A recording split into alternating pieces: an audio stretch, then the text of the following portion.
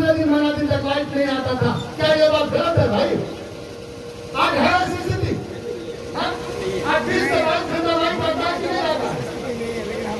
पता नहीं चलता कि लाइट जाता है कि नहीं जाता है। ठीक है, मेसनरी सामान है, कहीं ट्रांसफार्मर जल गया, कभी 33,000 का फॉल्ट आ गया, कहीं वायर गिर गया। हम ये कह रहे हैं कि इसको बदलने में 2 से 3 साल का टेंडर हुआ है। फिर उतना टाइम में वो पूरा बदल जाएगा तो ये सारा वायरिंग बर्दाश्त करने की भी कैपेसिटी रखेगा तो आपको 24 घंटे की लाइट उपलब्ध हो सकता है और होगा। हम ये वादा करते हैं आपको। ठीक है, कहीं कहीं समस्या आती है, वोल्टेज की भी समस्या है, उसको बदलने का काम किया जा रहा है, क्योंकि एक जगह नहीं है पूरे। आपको तो मैं कह रहा हूँ कि 40% लोगों के लिए जो स्ट्रक्चर था उसी पर 100% चल रहा है आज के डेट में। जाहिर सी बात है कि डिफेक्टिव होगा, कहीं वोल्टेज की समस्या होगी, कहीं और कुछ होगा, लेकिन फिर भी इसको दूर करने का बहुत जगह वोल्टेज का समस्या था, उसको हम लोगों ने दूर करने का काम किया। आप चाहे किसी भी क्षेत्र में ले लीजिए, रोड पर ले लीजिए, आज आप देख लीजिए, टेढ़ा ढूंढ लीजिए, किधर जाएगा आपको नया रोड मिलेगा। हर जगह हम लोगों ने नया रोड बनवाने का काम किया। अभी जितना जर्जर स्थिति में था उन रोडों को बनवाने का काम किया। आपको याद होगा कि जब टेढ़ा सिटी विधानसभा में हुआ करता था, आपका घनी फुलसा से लेकर के कलियागंज वाली रोड क्या स्थिति था उसका? गड्ढे में तब्दील हो गया था रोड। 10 साल रहने के बाद औरंगा डिवीजन में रह गया वो रोड। आप उनको कभी नहीं पूछे कि आपने क्या किया? आपने 10 साल का मौका दिया, हमको तो 5 साल दिए भाई। 5 साल में अभी 2 साल हम लोग का कोरोना में चले गया। क्या भाई? 2 साल हम लोग कोरोना में से जूझते रहे। 3 साल काम करने का मौका मिला और उस रोड को हम लोगों ने किशनगंज में डिवीजन में कन्वर्ट कर करके आज। लेकिन जहाँ तक सवाल रहा कि आज इतना कुछ करने के बाद फिर भी आज हम एहसास करते हैं कि बहादुरगंज टेढ़ागाछ रोड जब तक शुरू नहीं हो जाता हमको लगता है कि हम कुछ किए ही नहीं। हमको खुद इस बात का एहसास हो रहा है। लेकिन आपको मालूम होगा कि बहादुरगंज टेढ़ागाछ रोड को लाने में, करवाने में क्या क्या दुश्वारियों का सामना करना पड़ रहा है, क्योंकि बहुत बड़ा योजना है। वो 218 करोड़ की लागत से बनना है। उसको टेंडर हुआ, सारे लोगों को मालूम है कि 1 साल पहले टेंडर हुआ। टेंडर होने के बाद मंत्री को जो उसका सही मुआवजा नहीं मिला तो फिर रीटेंडर कर दिया। रीटेंडर होने के बाद आपने देखा होगा कि फिर हाईकोर्ट से स्टे आ गया। स्टे के बाद हाईकोर्ट में तारीखें हुई, तारीख के बाद ऊपर वाले का कदम है। फिर हम लोगों ने विभाग से कह करके उसको रिपेयर करवाने का भी काम के लिए पैसा मंगवाया और बहुत जल्द, चूंकि अभी बरसात का टाइम है, जो भी थोड़ा बहुत रिपेयर होगा तो खराब हो जाएगा। क्योंकि ठेकेदार इतना जल्दी काम शुरू करेगा तो पहले उसको प्लॉट मिले लेगा, अपना प्लांट बैठाएगा, क्योंकि बड़ा योजना है, उसमें वक्त लगेगा। तो 33 फीट चौड़ाई के साथ बनने जा रहा है। 82 पुल पुलिया होगा इस 28.5 किलोमीटर सड़क में, 82 पुल पुलिया। और उसका अमाउंट भी बढ़ गया। उसमें तो 218 करोड़ था, अभी फिर जब कुछ सामान महंगा हो गया तो 234 करोड़ के, 2 अरब 34 करोड़ के लागत से बनने जा रहा है। आज लोगों को चुभ रहा है। कुछ लोग तो लगे हुए थे कि ये रोड बने ही नहीं। ये चूंकि वो चाह रहे थे कि ये रोड नहीं बनेगा, लेकिन लोगों के हम कोर्ट तक पहुंच गए कुछ लोग कि रोड नहीं बने। खाली मेरे लिए कि भाई विधायक जी को गरावाली पुल का क्या स्थिति था? 2002 में संजय शाहनवाज साहब पुल बनाए, आपका बड़को पायल का पुल वही खड़ा रह गया, एक आदमी भी पार नहीं किया, धारा दूसरे तरफ से चले गई। कोई आज तक सवाल किया था विधानसभा में कि वो पुल बनना चाहिए? आप ही का बेटा था जो विधानसभा में क्वेश्चन किया और उसका असर ये हुआ कि आपका तोड़घाट में भी पुल बन रहा है, आपका लोधाबाड़ी में भी पुल बन रहा है, आपका और जगह झुमकी पुल। देखिए कितने दिन से इसके अंदर इंशाल्लाह जब चुनाव आएगा तो आपको भी उपलब्ध कराया जाएगा कि आपके पंचायत में हमने क्या क्या काम करने का काम किया। एक पंचायत में कोई ऐसा पंचायत नहीं है कि जहाँ काम नहीं हुआ है। हर पंचायत, हर मुखिया यही कहता है कि मेरे पंचायत में ज्यादा काम हुआ है, मेरे पंचायत के विधायक ज्यादा काम किए हैं। अब तक चाहे वो पंचायत हो, टेढ़ागाछ का हो, डिगलगंज का हो, हर आदमी यही कहता है। अब रोड पुल पुलिया का तो हुआ, स्वास्थ्य क्षेत्र में देख लीजिए क्या स्थिति था। आज अगर कोई फोन करता है, उस फोन का संज्ञान लिया जाता है, आपके फोन का रिस्पॉन्स लिया जाता है और उसके लिए उसको, चाहे वो डॉक्टर हो, बीडीओ हो, सीओ हो, जहाँ जैसे जरूरत पड़ती है हम लोग उसको करवाने का काम करते हैं। मान लो आगे जाकर के आप गाड़ी बंद होगी, आप देखिए नया ताला चला, 3 एम्बुलेंस आपके हॉस्पिटल में मौजूद है। हमारे बहादुरगंज में भी टोटल एम्बुलेंस को हटा करके 4 नया एम्बुलेंस कर दिया गया है। उसके बाद भी कमी था डेड बॉडी धोने के लिए। डेड बॉडी धोने के लिए कोई आम गाड़ी नहीं ठीक होता है जल्दी।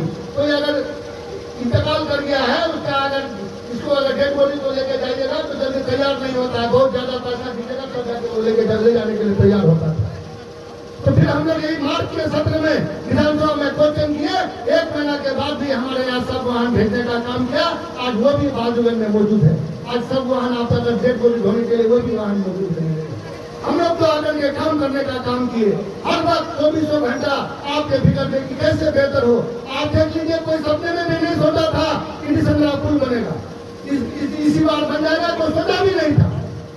मुख्यमंत्री बजट यात्रा पर आ रहे थे, हम लोगों को पूछा गया कि आपके यहाँ क्या क्या जरूरी है, 2-3 अहम काम हमको दीजिए। हमने 2-3 काम देने का काम किया था, निसंदरा पुल, दूसरा मटियारी पुल और तीसरा बहादुरगंज बाईपास। जो हमारे भाई लोग जाते हैं तो अक्सर जाम का सामना करना पड़ता है बहादुरगंज में, तो उसको बाईपास के लिए हम लोग प्रपोजल दिए थे, लेकिन उसमें से मुख्यमंत्री ने एक काम को स्वीकृति किया, वो था आपका निसंदरा घाट में पुल का काम। वो भी आपका 7-8 पाया बन के तैयार है। हम समझते हैं कि दिसंबर जनवरी तक इंशाअल्लाह हमारे लोग उस पर आवागमन करेंगे। हम लोग तो काम करने का काम किया। आपका मटियारी घाट का पुल वो भी प्रोसेस में है, इंशाअल्लाह वो भी अगर आप लोगों ने मौका दिया तो वो भी आपके आने वाले दिन में वो भी पुल आपका तैयार करके मैं दिखाने का काम करूंगा। अभी बोल रहे थे मुखिया जी, नारायण जी, सुजापुर तो हमको उम्मीद ये है कि शायद इलेक्शन से पहले ही हो जाए। अगर नहीं होगा तो इलेक्शन के बाद इंशाअल्लाह हम लोग उसको करवाने का काम करेंगे, क्योंकि ये टेंडर में किया हुआ है, क्योंकि सरकार की नीति है। हम लोग बहुत जद्दोजहद कर करके उनसे लेना पड़ता है। हो सकता है कि सरकार नहीं करे, लेकिन मुझे उम्मीद है कि चुनाव आचार संहिता लगने से पहले हो सकता है इस पुल का शिलान्यास हो जाएगा, इस पुल की घोषणा हो जाए, क्योंकि सुइया भी बड़ा पुल लगेगा, तो लावाड़ी पुल के तरह ही वहां भी पुल होगा। तो हम लोग तो एक एक काम को चुन करके करने का काम किए, कभी भेदभाव नहीं किए। कोई भी आया हम लोगों के पास, हम लोग कभी भेदभाव करने का काम नहीं किए, उसको करने का काम किए। आज जिसको आपने 16 साल दिया, वो आकर के अपने काम को एक उपलब्धि नहीं मिला पा रहा है। एक उपलब्धि आपने यहाँ को 10 साल दिया, लेकिन बाजूगंज में उसको 16 साल मौका मिला, एक उपलब्धि नहीं गिरा पा रहा है। मेरा शिकायत करते फिर रहा है, विधायक जी ऐसा पैसा ले लिया, ये लिया, वो लिया। अरे भाई, तुम्हारे बारे में लोग अच्छी तरह से जानते कि तुमने, मैं किसी के बारे में बोलना पसंद नहीं करता, किसी के खिलाफ में नहीं बोलना चाहता हूँ। आज आप देख लीजिए शिक्षा के क्षेत्र में क्या स्थिति है। शिक्षा में आप आज हर पंचायत में आज इंटर तक की पढ़ाई होती है। पहले हमारे बेटी बेटियां आज जगह जगह पर हाई स्कूल हुआ करता था, तो मिडिल तक या प्राइमरी तक पढ़ने के बाद पढ़ाई को ड्रॉप कर देना पड़ता था। आज आप देख लीजिए, आज आप देखिएगा तो 12 तक हमारा बच्चा भाग खा करके घर से जाकर के वो अपना 12 तक की पढ़ाई कर सकती है। आपने हमने वादा किया था चुनाव के दौरान कि आपको डिग्री कॉलेज देने का काम करेंगे। हम लोगों ने हर सत्र में विधानसभा में क्वेश्चन किया, और क्वेश्चन करने से हर सत्र में जवाब यही मिलता था कि जब तक पूरे प्रदेश के सभी सब डिवीजन में डिग्री कॉलेज नहीं होगा तो आप तब आपका भेड़ाघाट के बारे में सोचा जाएगा।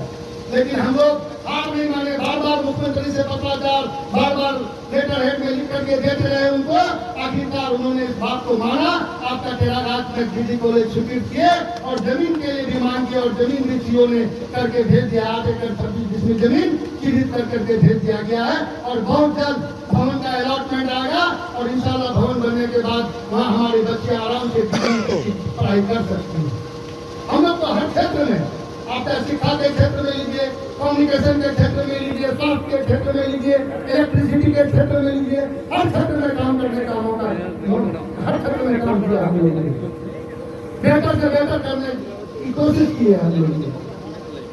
आने वाले दिन में चुनाव है, एक हो भी कहता हूँ कि 15 साल नहीं 5 साल कोई और रहा होगा आपका एमएलए, उस 20 साल पर अगर हमारा कार्यकाल अगर भारी नहीं रहेगा तो आपके बीच चुनाव वोट मांगने के लिए नहीं आएंगे।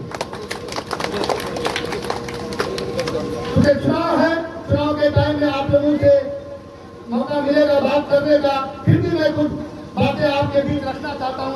हम अपने नेता के बारे में आपने देखा होगा कि हर आदमी चुनाव मैनिफेस्टो बनाता है, और लेकिन हमारे नेता ने संकल्प लिया है, 5 संकल्प है उनका, कि अगर हमारी सरकार बनती है तो माँ बहन मान योजना के तहत हर माँ बहन को 2500 रुपया दिया जाएगा। तो हमारे विरोधी कहते हैं कि ये सब चुनावी वाला घाटा देने के लिए है। आप पता कर लीजिए, झारखंड दखल का राज्य है, पता कर लीजिए, वहाँ इंडिया गठबंधन की सरकार है, वहाँ 25 करोड़ का सबके खाते में जा रहा है। तो आप अपना गूगल पर सर्च कर लीजिए, सबके पास एंड्रॉइड मोबाइल है, आप सर्च करके देख लीजिए झारखंड में अगर के माँ बहन की कौन सी योजना लागू है जिसमें तो आर्थिक लाभ मिलता है, तो आपको आ जाएगा कि माँ बहन मान योजना के तहत मिला है। सिर्फ झारखंड नहीं, तेलंगाना में लागू है, कर्नाटक में लागू है, केरल में है, हिमाचल प्रदेश में लागू है, कश्मीर में है। इस तरह की जहाँ जहाँ इंडिया गठबंधन की सरकार है हर जगह लागू है। लेकिन पश्चिम बंगाल में इंडिया गठबंधन की सरकार नहीं है, वहाँ टीएमसी की सरकार है। वहाँ पर 1000 रुपया दे रहा था, अभी बढ़ा करके वहाँ 1500 रुपया दे रहा है।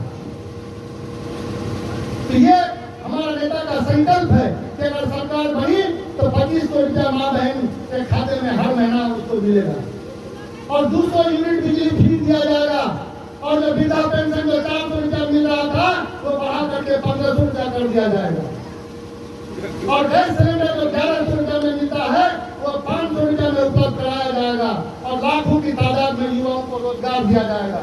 लेकिन नीतीश कुमार जी पहले कह रहे थे कि फ्री में कुछ नहीं मिलेगा, बिहार में फ्री में कुछ नहीं हो सकता है, ये संभव नहीं है।